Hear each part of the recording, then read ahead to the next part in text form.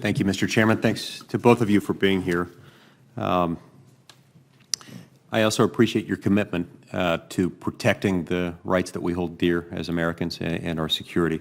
This issue of encryption cuts right to the heart of a lot of things. It cuts right to the heart of the nature of the relationship between the American people and their national government, and to the heart of a number of features in the Constitution, including responsibilities of the federal government to safeguard the people and also to safeguard their rights. I believe it's an issue that Congress and the executive branch have to approach with a great deal of prudence, recognizing that we can't view it exclusively either as a national security issue on the one hand or as a privacy issue on the other hand.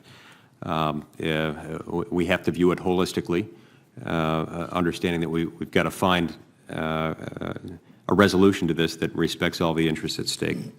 Admiral Rogers, I'd like to start with you. On August 17th, the Washington Post reported that a cache of commercial software flaws that had been gathered by NSA officials was mysteriously released, causing concerns both for government security and also for the security and the integrity of those companies who I believe had not been notified by the NSA of the flaws discovered in their systems. So can you walk through this process with us that the NSA uses to determine vulnerability? To determine when, whether, to what extent you should notify a private company of a security vulnerability that you've discovered, and whether NSA will continue to withhold such information from those companies when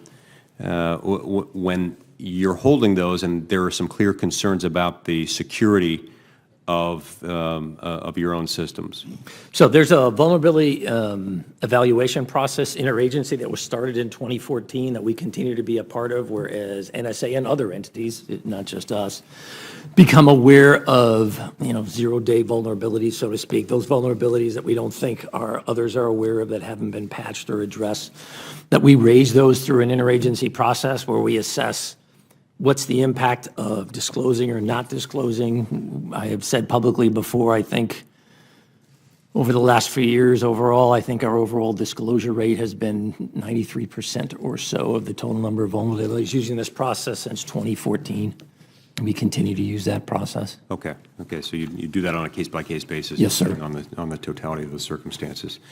Has there ever been an instance in which a U.S. company has suffered a security breach because of a cyber vulnerability that you were aware of, that NSA had previously identified? But I can't say totality of knowledge, sir. I don't know totality. I apologize. Okay. No, it's understandable.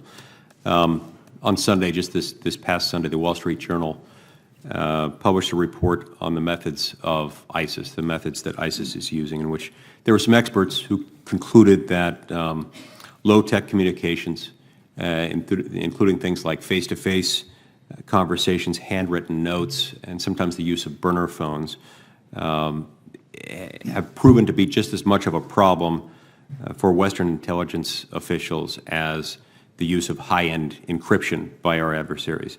Mr. Secretary, I was wondering if I could get your sense on this. Are the defense and intelligence communities investing enough into human intelligence and other activities to address low-tech terror methods like those leading up to the Paris attacks? And if we continue, a related question to that is, if we continue focusing on combating highly sophisticated encryption technology, do we expect to see a corresponding shift into these lower tech alternatives? Senator, you put your finger on a really important point, which is the need for a really diverse set of intelligence collection capabilities and disciplines.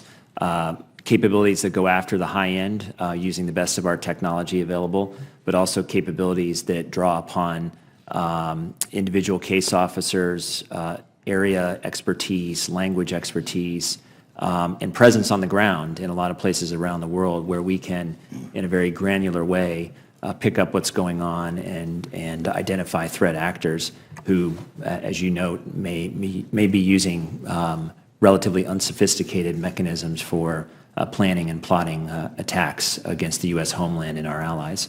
So with regard to the aspect of your question around human intelligence, we have been making some investments over the last several years to continue to improve the effectiveness and capacity of defense-related human intelligence, working closely with CIA. And I think that is a very important set of investments to be making.